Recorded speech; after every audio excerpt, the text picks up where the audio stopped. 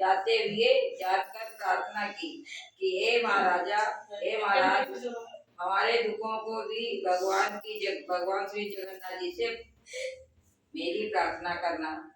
इन दुखी लोगों में बाहर से बंधा झूमता हाथी, आम का पेड़, लंबाती गाय का बछड़ा, लाल तरैया, आम से भरी बरुटिया वाली औरत, मचिया छिपकी औरत, इन सब ने अपनी अपनी कथा को कहा। हाथी ने कहा कि मेरा जीवन बधेही गुजारा जाता है, मुझे न कोई खोलता है न समीपी आता है।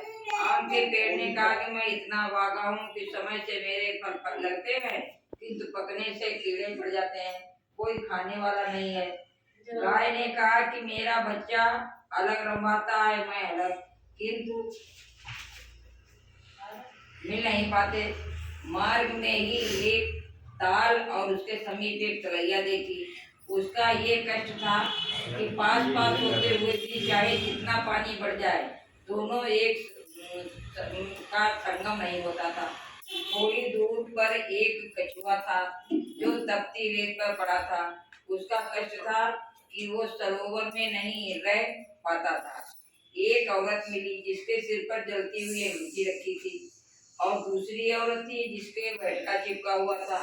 इन सबों ने श्री सुदामा जी से प्रार्थना की कि हे भगवान, मेरे कष्टों को निवारण करने का उपाय, मेरे कष्टों का निवारण करने का उपाय पूछना।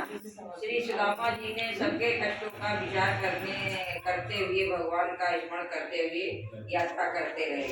कई महीने बीतने पर जब श्री जगन्नाथ जी भार के समीप खड़े हुए, रास्ता चलते ही सुदामा जी ने उसी भार के समीप आए और देखा जलते हुए भार के समीप एक व्यक्ति खड़ा है। सो वहीं रुककर पूछा, भैया जगन्नाथ जी यहाँ से कितनी दूर है?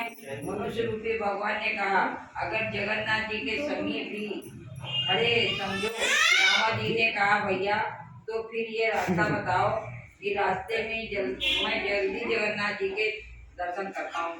भगवान ने जलते हुए भार का मुंह दिखाते हुए कहा कि इस रास्ते जाने से शीघ्र ही दर्शन होंगे। सुदामा जी ने कहा, ये आग से तप रहा है।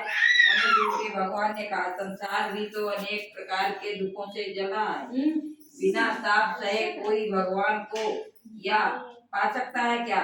सुदामा मनुष्य रूपी भगवान को गूढ़ वाक्य को समझकर छठ से धोती लंगोटा जैसी कर भक्तिभाव से विश्वास से भरे भार में घुसने के लिए तैयार हो गए।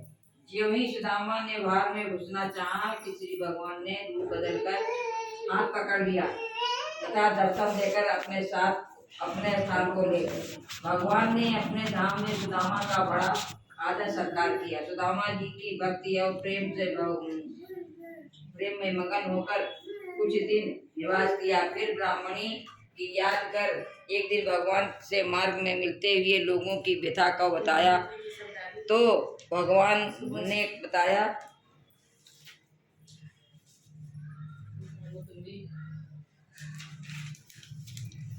कि इनमें हाथी तो पूर्व जन्म का कायस्थ है, इसने दूसरों का से लिया है, अपने से कुछ दिया नहीं, सदा दूसरों को बचाकर मस्त होता रहा।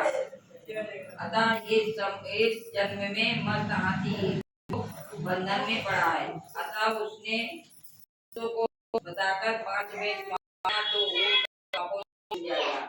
आम का पेड़ पूर्व जन्म में कृपण था, दूसरों से अनेक प्रकार की धन सामग्री ग्रहण करता था, किंतु स्वयं देने से समय कृपण होता रहता था।